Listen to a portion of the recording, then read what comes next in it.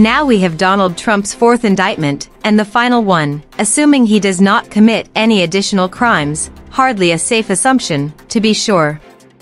Fani Willis's indictment in Georgia ensnares Trump in a legal jam from which it may finally become impossible for him to wriggle his way out. The Manhattan charge over paying off a mistress is persnickety and might result in acquittal. The two indictments by Jack Smith are powerful. The first one, for refusing to give back sensitive government documents, is positively open and shut, but will be dropped if Trump or another Republican wins the election. But the Georgia case is the most inescapable, because it is not a federal crime, and thus a future President Trump can't order the Justice Department to drop it or pardon himself. Lindsey Graham offered up what has become the standard Republican response to Trump's prosecution. Unlike Trump and most of the party's voters, Graham did not insist Trump had legitimately won the 2020 election. Instead, he argued on Fox News that it is wrong to criminalize Trump's attempt to secure an unelected second term. This should be decided at the ballot box and not in a bunch of liberal jurisdictions trying to put the man in jail, he complained. They're weaponizing the law. Worse, he predicted, the successful use of a state prosecution would unleash copycat tactics on the right. This is setting a bad precedent, continued Graham, and what I fear is, you're changing the game in America and there's no going back. We're in for a very hard time if this becomes the norm.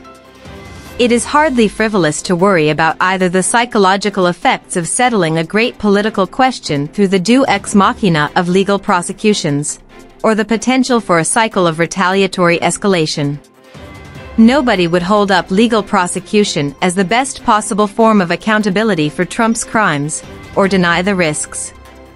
But the case for the prosecutions is much easier to see when held in stark relief against Graham's proposed alternatives. Yes, the prosecution of a leading presidential candidate could set a troubling precedent. But the other option, non-prosecution, would also set a troubling precedent that attempting to steal an election is legal. Of course, political candidates have a right to challenge election results, demand recounts when legally available, and expose fraud or tabulation errors. Trump was calling the election fraudulent months in advance and simply manufactured ludicrous claims of fraud as a pretext to retain power. Put aside the legal question and consider this as a moral matter. If Trump's attempt to disregard the election was legal activity, would that be a good thing? Should a candidate be able to go beyond legal processes and invent false claims of outcome-determinative fraud? To pressure state officials to back those false claims? Why are those important rights to safeguard?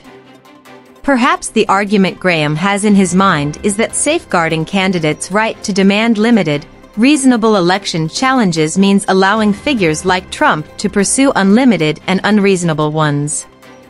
That would not explain why numerous candidates for office have managed to challenge results without triggering the criminal code.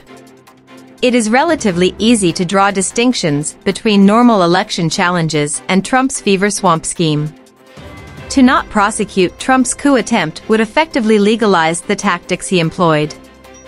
It would consecrate a new system in which an election result, even a clear one with multiple states providing a margin of error, would merely be the start of a negotiation. The outcome of the process would be determined not just by the votes but also by which party controls the legislative and judicial channels that will steer it and has the will to power to assert the most favorable claims. Graham's threat that prosecuting Trump will trigger Republican retaliation echoes the same warning he made when Democrats impeached Trump for inciting the insurrection. I fear that if this model is followed in the future, impeachment to disqualify one from holding office based on partisan hatred will become the norm, he argued. I hope I will be proven wrong, but it seems that impeachment based on partisan differences seems to be becoming the norm, not the exception. As Will Sailtan has pointed out, Graham led the effort to impeach Bill Clinton for lying about an affair, and has called for impeaching Biden over his immigration policy. So the outcome he claims to fear is actually a course he has already taken. Graham bitterly opposed convicting Trump in the Senate. Now he opposes convicting him either at the federal level, because the Justice Department is subordinate to Joe Biden, or the state or local level, because they are liberal jurisdictions. Instead, he deems the sole legitimate venue for holding Trump accountable to be at the ballot box. Yet Graham has endorsed Trump's presidential candidacy.